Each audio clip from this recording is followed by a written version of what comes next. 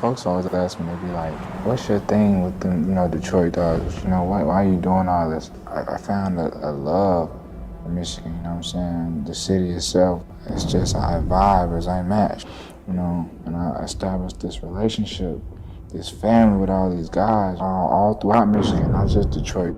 Try and put them on a pedestal, give them a platform that they may not have had before. It's nothing but love, and I just want to see these guys win. They're so talented. I feel like it's unfair that the rest of the world, don't know or hasn't seen it, because it got to be seen. I won't stop until they know.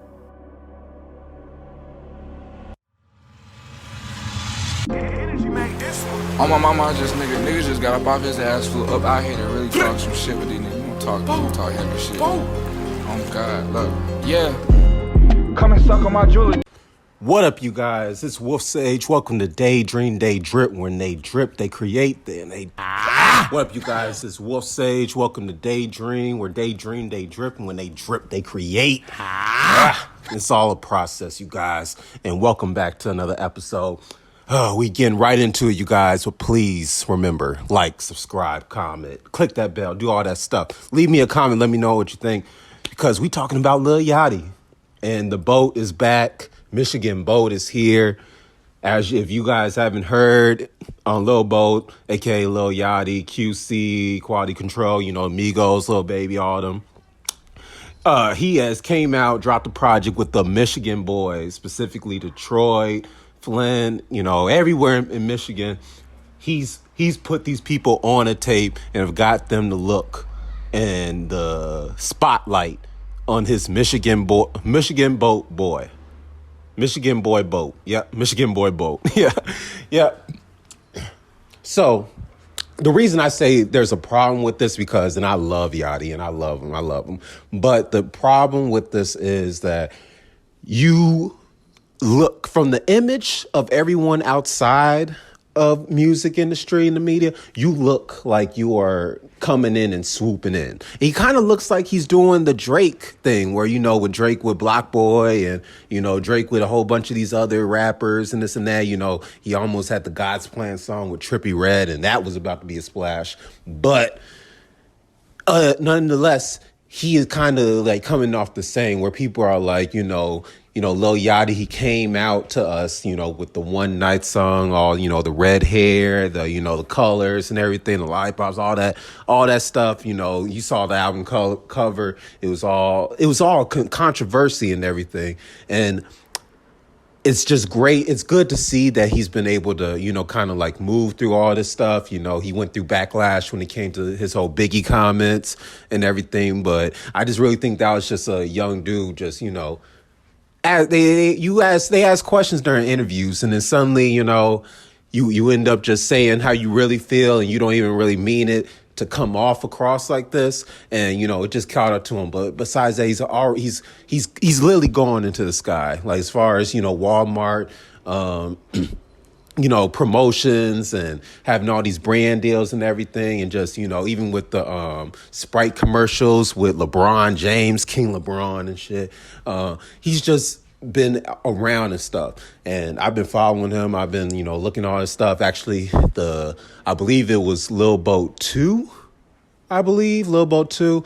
It was that was the album that, with Young Boy and Offset and all them on there. That one was, I was like, yeah, you need to keep on doing this stuff, dude. Like, yeah, do the melodic stuff. And that's how Yachty is. He likes to do that melodic stuff. He likes to, fuck around, do different stuff, because he's just a musician. And the problem with him is that, in this mainstream world, and it's kind of good that he is able to, bounce back and forth out of there. But in the mainstream world, they only know you for what you did the last time. And as a person who is also an artist and also likes to, dibble and dabble in different stuff, I can see how that cannot work for someone like Yachty. Nowadays, he does have the red hair, but if you look closely, he be having the nails polished and everything. And I like that stuff too. Black nail polish, that's cool. I can't do all the colorful ones, but that I fucks with that stuff. And by him doing this, and shout out, I must say, shout out to Flint, shout out to Detroit, the whole Michigan, shout out Midwest. We come with the rarest of breeds, y'all. We come with the rarest of breeds. But not to get off track, he coming up and doing this with these great guys, the project to me, guys, is great. I love it.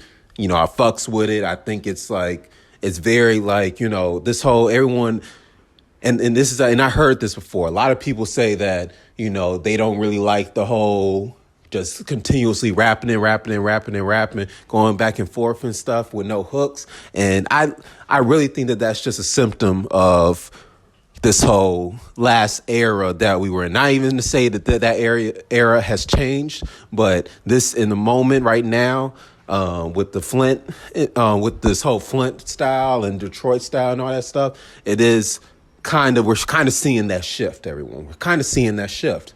So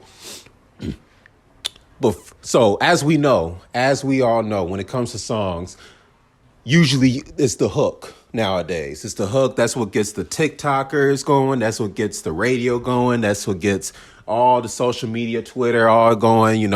I'm a savage. Classic. It's the hook that really sells the song. So for this gutter type music, this hood type music, like these guys, it's kind of it's different. I'll just say that it's different, and white people don't like that shit. And it's especially when you as reckless as someone as Rio the Young OG, Free Rio, RMC Mike, Louis Ray, Vezo, Vez, all of them. It's it's like that. It's that dog shit, and it's mainstream can't handle it, but the streets is eating it up. The streets is eating it up. You could tell by the views. You could tell by the perception. It's just going crazy. But the problem that I have is that it won't be perceived like that. People won't see it the same, and it'll probably just be something that we'll be looking back at maybe next year. Honestly, when Rio gets out. When Rio gets out, because right now, as I'm filming this right now, it's 2021. Was it March something, or it's about to be it's about to be May 1st. So I think it's 24th or some shit. I don't know what. 28th. Got it. 28th. So Rio's about to be in jail. From this time, it'll be 3-4 years. So 3 years and 8 months. He'll be back hopefully sooner, and that's gonna be when we're gonna come back to this project and really sit down and be like, damn, this is when Rio and all those dudes that were just coming out, Ghetto Boys and Boise and T and all of them, they're just starting right now. So if in a couple years, in 3-4 years, they're up on another level or they're doing this and that, we're going to come back to this project. We're going to be like, wow, we actually got to see a mainstream artist or a very popular artist come and come down to from their perch. Because I don't even like to say a different level. They came down from their son but that's how it be feeling in the industry. It's once you at the bottom, you gotta just hope either you pop off or someone just comes down and gets you. And I love it that right now, especially with those dudes in Flint, they are just nah, we climbing this mountain. Y'all don't have to come back down and get us. We climbing there, and we might just pull some of y'all down on the way. We ain't gonna try, but it's going to happen. So with this being the case, with him coming back and making this tape and giving these guys a platform, he's hopefully set them off on a course that is going to lead to success. It's going to lead to a whole bunch of dudes getting money in their pockets, a whole bunch of niggas getting paid, rapping, all that shit, man. It even got me pumped and stuff. I'm like, man, I might just have to get I might just have to get back in the studio or some shit like that. Just for me, though. Just for me. And if it turns out it's fire, then I'm putting it out. Then y'all gonna see. But other than that, I'm just happy to see. I'm happy to see that, creativity and art is just being able to be made in a peaceful sort of sense. This is honestly what I would love to see for Chicago. Like, to see those dudes like O Block and 63rd and all them, if they were able to like come together and just be like, we gonna be just some monsters. We just gonna be them Chirac savages that's gonna come through the rap game and just gonna tear shit up. You ain't gonna be able to play no records in the club. You ain't gonna be able to go on no, like, I wish that's a it's one of those Make-A-Wish Foundation type of dreams, but you know, I just got to appreciate for what we got going on now, and hopefully another generation will be able to follow. Hopefully this ain't the last step. It